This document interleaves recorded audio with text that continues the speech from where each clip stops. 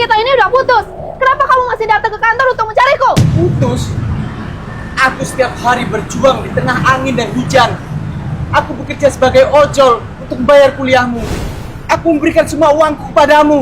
Sekarang kamu udah lulus, sudah mendapat pekerjaan. Kamu mau putus denganku? Ah, udahlah. Semua itu kan kamu yang ngasih sukarela. Jangan ngomong yang enggak deh. Sukarela? Apa kamu ingat apa yang kamu katakan waktu itu? Setelah lulus, kamu berjanji akan menikah. Kamu akan jadi istriku. Karena itulah aku berjuang di tengah angin dan hujan. Aku bekerja siang dan malam menjadi ojol. Aku memberikan uang 3 juta untuk biaya hidupmu selama 4 tahun. Dan aku tidak pernah berhenti sebulan pun. Sekarang, setelah kamu sudah bekerja dan kamu bilang ingin putus denganku, apa kamu tidak punya hati nurani? Kecilin suaramu. Aura, ada apa ini? Direktur King, dia cuma nojol. Dia buat keributan di sini. Nggak ada masalah kok, nggak ada masalah. Direktur King, Direktur King, apa benar Anda bosnya? Anda harus bantu saya. Dia ingin putus dengan saya. Anak muda, kamu tenang dulu ya. Kamu jangan terlalu emosi ya. Gini aja. Ini kan tempat umum. Kalau kita bicara di sini kan kurang enak ya dilihat orang ya. Kamu ikut saya ke atas, ke kantor saya. Kita bicarakan, kita selesaikan dengan baik. Ayo. Ih, kamu pergi sana, pergi.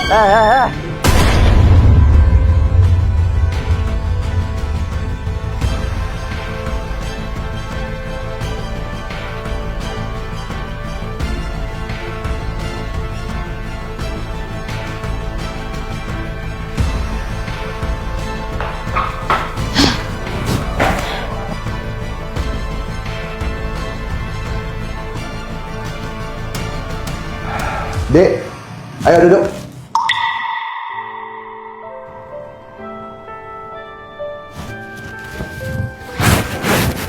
Bos, gak usah. Saya gak usah duduk.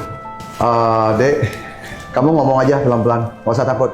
Begini bos, saya dan Aura adalah sepasang kekasih. Kita berasal dari desa yang sama. Nilai pelajarannya lebih bagus. Kemudian dia diterima di universitas ternama di Indonesia. Tetapi kedua keluarga kami tidak punya uang. Jadi kita sepakat kalau saya yang pergi bekerja menjadi ojol untuk mencarikan uang kuliah untuknya.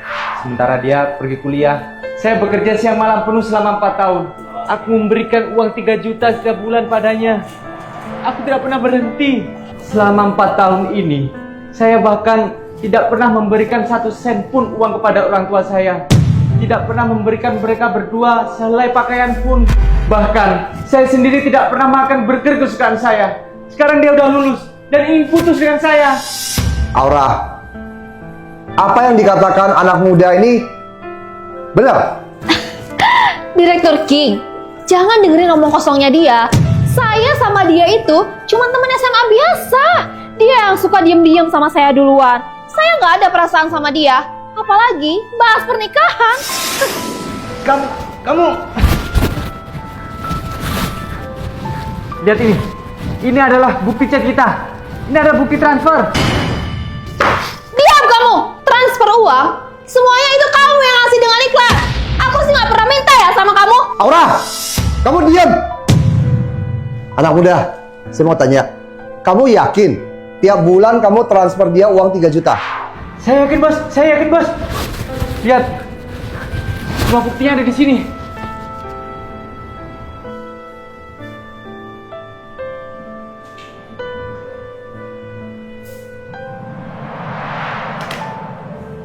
Satu bulan kamu terima 3 juta transferan.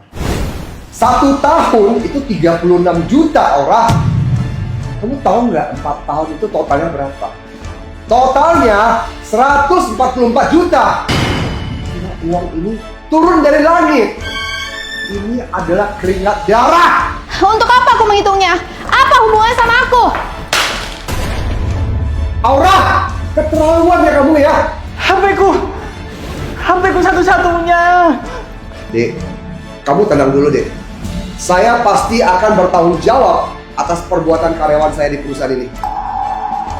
Sandra, kamu bawakan 1 unit HP baru dari gudang. Sekarang juga ke sini. Oke? Nggak ada hubungan kamu bilang. Waktu kamu pakai uang dia, Kamu nikmati uang dia. Kamu nyaman kan? Karena bukan uangmu sendiri. Kamu ya, anak muda ini, dia menyukai kamu. Dia rela hidup hemat untuk membiayai kuliah kamu. Dan mentransfer 3 juta 1 bulan ke rekening kamu. Dia bahkan tidak tega memberikan 1 rupiah pun lebih kepada mamanya sendiri. Dia bahkan tidak tega makan burger kesayangan dia. Dia menghabiskan semua uang demi kamu. Tapi kamu memperlakukan dia dengan cara begini. Kamu masih punya hati nurani nggak? Aku sekarang tidak akan banyak bicara dengan kamu ya. Sekarang aku tanya kamu. Masalah ini, rencana kamu menyelesaikannya bagaimana? Bukan gitu, Direktur King. Sekarang saya sama dia ini udah nggak selevel. Kalau saya balik sama dia lagi, nggak akan nyambung. Yang jelas, saya sama dia ini nggak akan balik lagi. Anak muda, kamu dengar sendiri kan dia ngomong apa? Kamu harus berani terima kenyataan ini. Ada pepatah yang bagus mengatakan, istri yang baik mendukung ambisi suaminya sampai ke langit. Tetapi wanita yang tidak setia, baru di daratan aja, dia bisa memutuskan menyampaikan kamu kapan aja.